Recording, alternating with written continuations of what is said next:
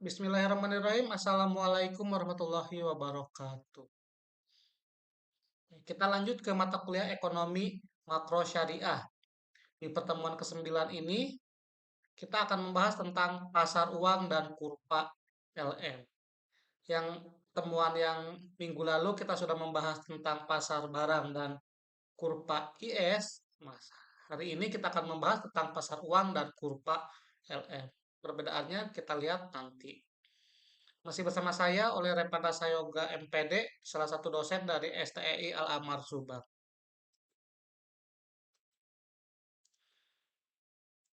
Kita awali dengan pengertian. Pasar uang itu adalah tempat pertemuan antara pemberi dana atau tender dengan calon konsumen. Pertemuan ini bisa dilakukan secara langsung atau melalui perantara atau broker. Pasar uang muncul karena ada transaksi permintaan atau penawaran terhadap sejumlah dana atau surat-surat berharga jangka pendek, umumnya di bawah 270 hari. Ini ya, surat berharga dalam pasar uang itu dibagi menjadi dua. Ada surat berharga pasar uang atau SPBU, ada sertifikat Bank Indonesia atau SPBI, ada deposito, dan promissory notes. Lalu ada treasury bills, banker access team, commuter paper, dan call money. Uang dan fungsi.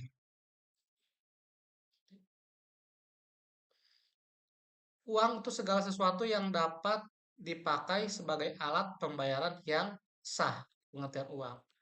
Lalu fungsi uang itu adalah fungsinya sebagai satuan pengukur nilai, alat tukar, dan menimbun kekayaan. Yang sebelumnya, di sebelum terciptanya uang, kita kan masih menggunakan sistem barter ya. Nah, sementara di sistem barter itu kita tidak tahu nilainya. Dulu kita hanya membarter, misalkan kita punya beras mau dibarter sama ikan, gitu kan. Tapi tidak hanya barang saja yang kita barter tanpa mengetahui nilainya. Oleh karena itu muncullah uang sehingga nilai suatu barang itu bisa jelas adanya.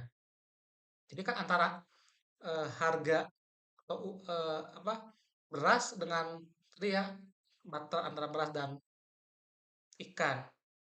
Kalau belum ada uang dulu, jadi mereka hanya barter saja. Tapi ketika kita sudah ada uang, sudah punya nilainya, jadi kan harga beras dengan harga ikan itu juga berbeda. Jadi itu fungsinya uang itu di situ, itu sebagai satuan pengukur nilai, sehingga punya nilai tertentu, alat tukar ya, dan penimbunan kekayaan, investasi biasanya. Penawaran dan permintaan uang.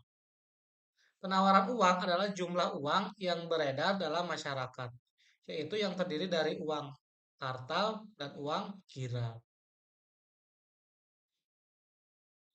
Sementara permintaan uang itu adalah kebutuhan masyarakat akan uang tunai. Tiga motif yang mendasari permintaan uang. Yang pertama motif transaksi, motif berjaga-jaga, yang terakhir adalah motif spekulasi. Ciri-ciri pasar uang. Yang pertama dia menekankan pada pemenuhan dana jangka pendek. Kedua, mekanisme pasar uang yang ditekankan untuk mempertemukan pihak yang mempunyai kelebihan dana yang membutuhkan dana. Jadi ada yang mekanisme pasar uang tuh ya tekankannya pada mempertemukan antara dua pihak. Yang pertama pihak yang kelebihan dana, yang kedua adalah pihak yang membutuhkan dana. Seperti yang eh, sering dialami di masyarakat kita. Tidak terikat pada tempat tertentu seperti halnya pasar modal. Jadi tidak tidak eh, terikat dengan tempat ya. Jadi bisa di mana saja. Instrumen pasar uang yang ada di Indonesia. Sertifikat Bank Indonesia, surat berharga pasar uang atau SPBU, sertifikat deposit, commercial paper, call money, repurchase agreement, banker acceptance. Untuk pelaku pasar uang, yaitu ada bank, yayasan, dana pensiun, perusahaan asuransi, perusahaan-perusahaan besar, lembaga pemerintahan, lembaga keuangan lain, individu masyarakat. Itu adalah pelaku pasar uang. Fungsi pasar uang sebagai perantara dalam perdagangan surat-surat berharga berjangka pendek. Sebagai menghimpun dana berupa surat-surat berharga jangka pendek, sebagai sumber pembiayaan bagi perusahaan untuk melakukan investasi,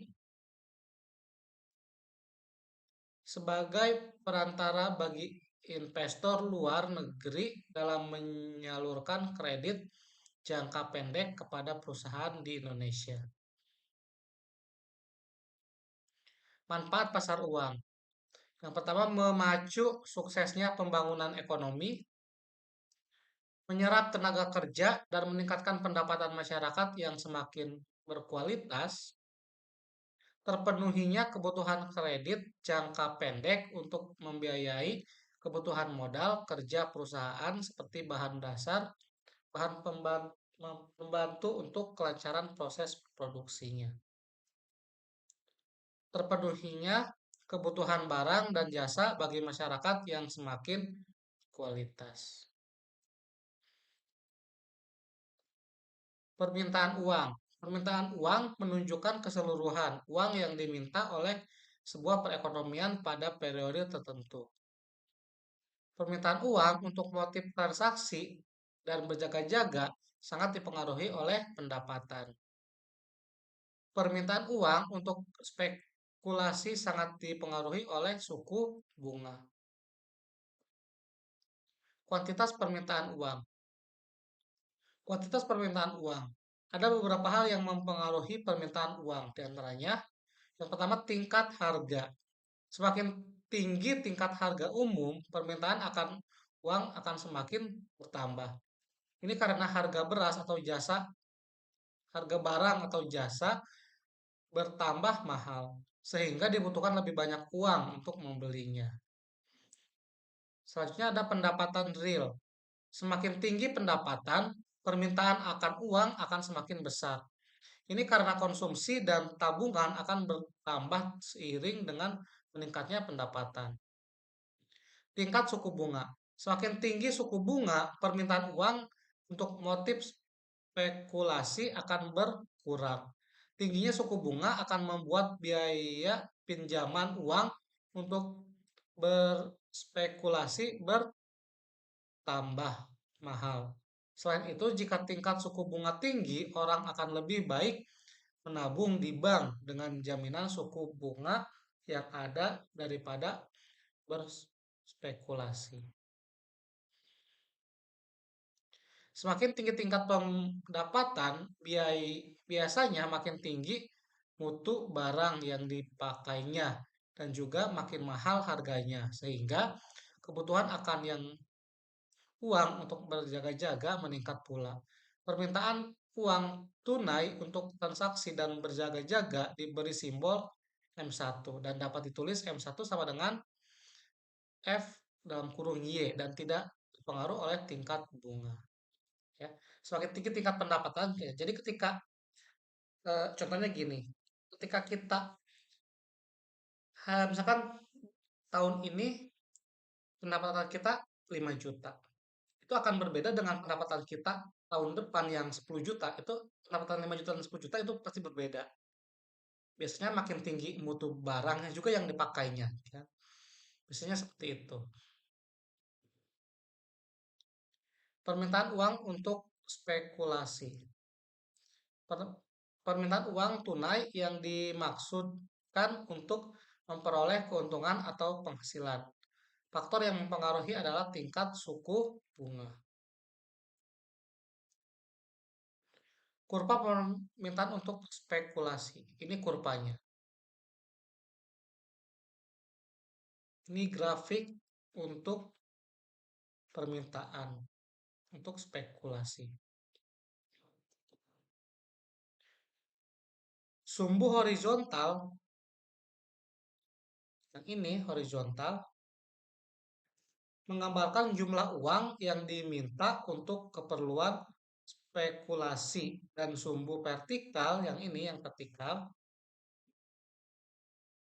menggambarkan tingkat suku bunga. Pada tingkat bunga I 0, jumlah uang yang diminta untuk spekulasi setinggi M20. Ini ya. Ketika ini harusnya I0-nya di sini I0, ini ke sini M20. Dan pada tingkat bunga lebih tinggi pada I1 harusnya di sini ya. I0 itu di sini harusnya. I1 itu di sini. Ketika dia I1, jumlah uang tunai yang diminta untuk keperluan spekulasi setinggi yang ini. M21. Tuh. Penawaran uang. Sebagai jumlah uang yang beredar atau uang kartal dan uang giral yang ada di tangan masyarakat bukan bank atau jumlah uang kartal dan giral di luar sistem moneter yang dimiliki sektor swasta domestik. Pemerintah dapat mempengaruhi jumlah uang yang beredar melalui kebijakan moneter. Ada dua cara. Quantitative credit control yang mencakup radicon policy atau kebijakan diskonto bank sentral, open market operation, kebijakan berkenaan dengan obligasi di pasar terbuka, manipulasi legal, reserve ratio, kebijakan bank sentral dalam menentukan angka banding minimum antara uang tinggi dengan kewajiban bank giral. Kualitatif credit control yakini selective credit control, salah satu pengawasan kredit dengan moral situation atau bank sentral secara informal mempengaruhi kebijakan bank umum dalam hal kredit.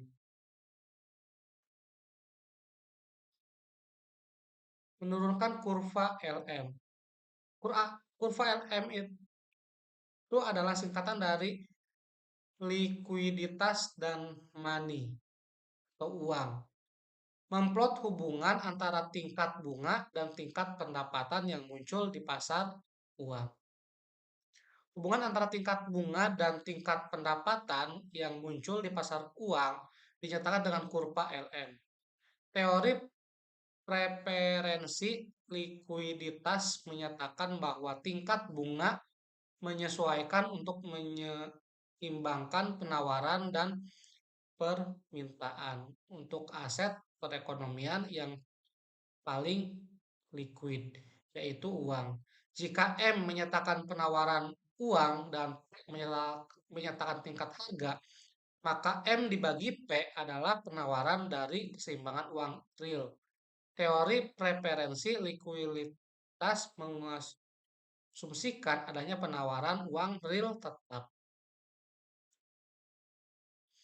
Kurva atau fungsi LM adalah kurva atau fungsi yang menunjukkan hubungan tingkat pendapatan nasional dengan berbagai tingkat bunga yang memenuhi syarat ekuilibriumnya pasar uang. Syarat ekuilibrium pasar uang jika permintaan uang itu sama dengan penawaran uang. Permintaan uang terdiri dari permintaan uang untuk transaksi, disingkat LT. Kalau ada permintaan uang untuk berjaga-jaga atau LJ, permintaan uang untuk spekulasi. Sehingga L itu sama dengan L1 ditambah L2 atau L1 itu sama dengan LT ditambah LJ. Jadi permintaan uang untuk transaksi ditambah permintaan uang untuk berjaga-jaga.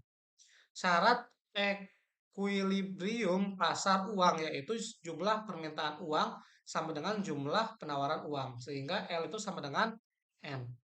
Untuk mencari Y menggunakan dua cara.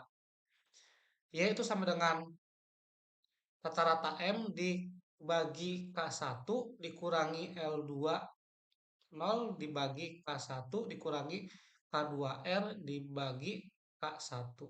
Atau L1 fungsi Y ditambah L2 fungsi R sama dengan M. Itu dia ini, yang L sama dengan M.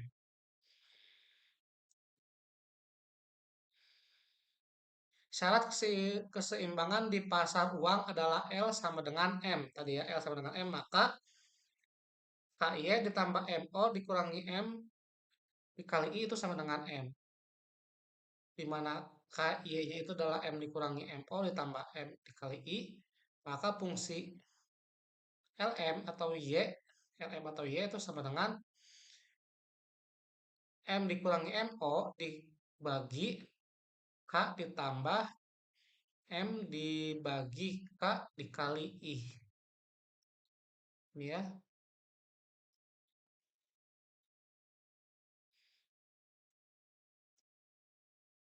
Variabel pendukung LM.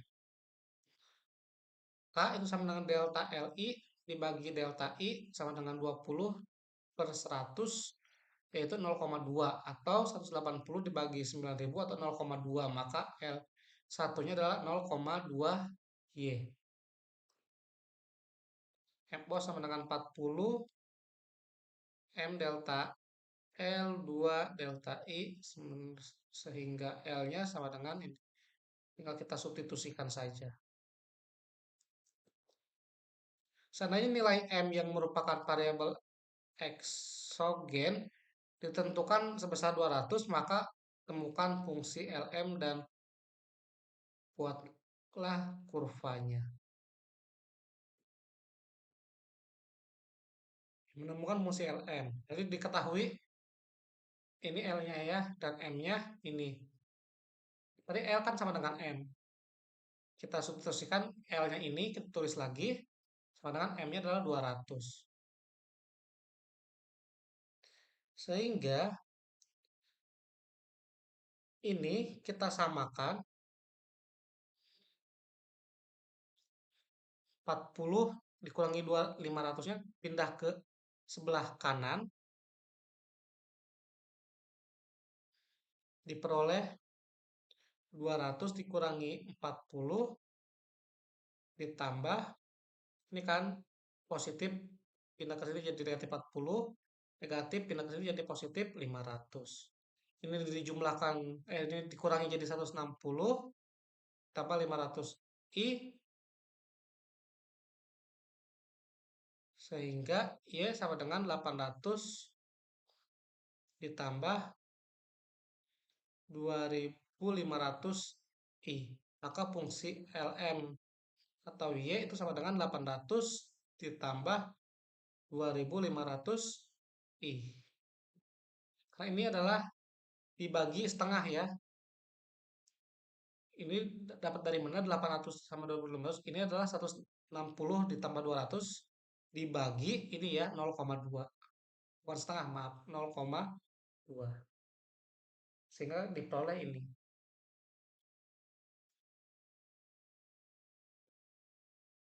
Membuat kurva LM. Nah, ini ya.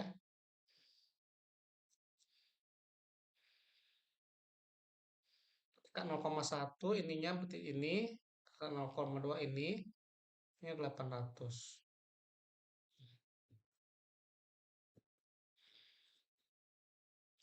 Interpretasi kurva LM. Berdasarkan kurva LM di atas, dapat diinterpretasikan bahwa besarnya pendapatan nasional yang memenuhi syarat keseimbangan pasar uang pada tingkat bunga 10% adalah sebagai 1.050 miliar. 20% adalah 1,1300 miliar. Pada pasar uang, semakin tinggi tingkat bunga, maka akan diikuti peningkatan pendapatan nasional.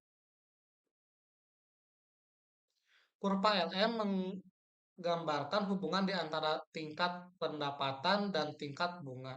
Semakin tinggi tingkat pendapatan, semakin tinggi permintaan terhadap keseimbangan uang real. Dan semakin tinggi tingkat bunga keseimbangan, karena itu kurva LM miring ke atas. Penurunan dalam penawaran dari keseimbangan real menaikkan tingkat bunga yang menyambungkan pasar uang, maka penurunan dalam keseimbangan real menggeser kurva LM ke atas. Jadi kurva LM menunjukkan kombinasi tingkat bunga dan tingkat pendapatan yang konsisten dengan keseimbangan uang real. Contoh pasar LM. Diketahui jumlah MS sama dengan 200 miliar. CU yang diminta untuk transaksi adalah 0,25. Ini ya, ditanyakan fungsi LM-nya. Terjawab, LM sama dengan MS sama dengan ini ya. M1-nya tadi ini, tinggal kita substitusikan saja. M2-nya ini, sehingga kalau kita sederhanakan menjadi seperti ini. Jadi fungsi LM-nya adalah Y sama dengan 260 ditambah 2400 I.